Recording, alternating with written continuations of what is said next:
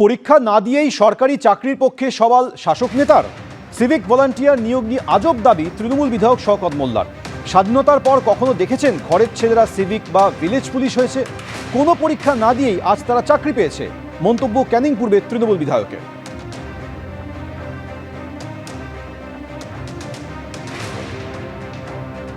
আজকের এখানে যারা বসে আছেন বুক হাত দিয়ে বলুন তো, আমরা কেউ হিন্দু, কেউ মুসলমান, কেউ খ্রিস্টান, আদিবাসী, স্বাধীনতার পরে আপনারা কখনো দেখেছেন যে ইমাম, মুয়াজ্জিন, পুরোহিতরা কোনোদিন বাংলা থেকে ভাতা পেয়েছে?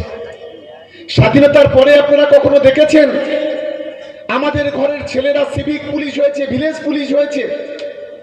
কোনো পরীক্ষায় চাকরি, কোনো পরীক্ষা না দিয়ে আজ তারা চাকরি পেয়েছে?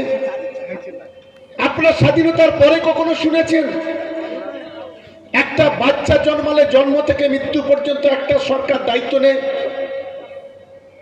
আমরা জীবনে কখনো শুনিনি। উনি যেভাবে তৃণমূল সরকার পরিচালিত হচ্ছে, তৃণমূল কংগ্রেসের কর্মসূচি, তৃণমূল কংগ্রেসের লক্ষ্য সেটা অত্যন্ত স্বচ্ছতার সঙ্গে, সরলতার সঙ্গে তিনি মানুষের সামনে তুলে ধরেছেন। তাই কেন পরীক্ষা দেবে?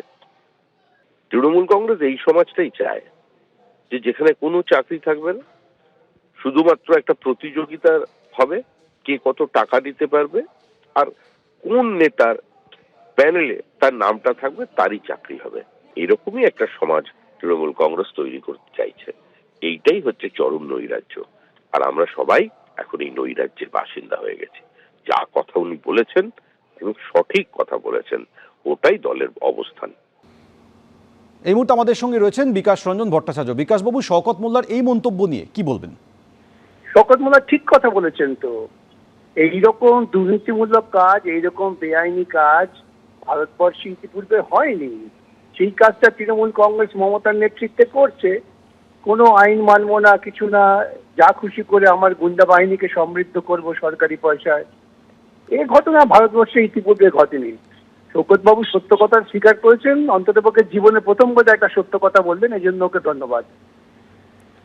অনেক ধন্যবাদ বিকাশবাবু আমাদের সঙ্গে কথা বলার জন্য।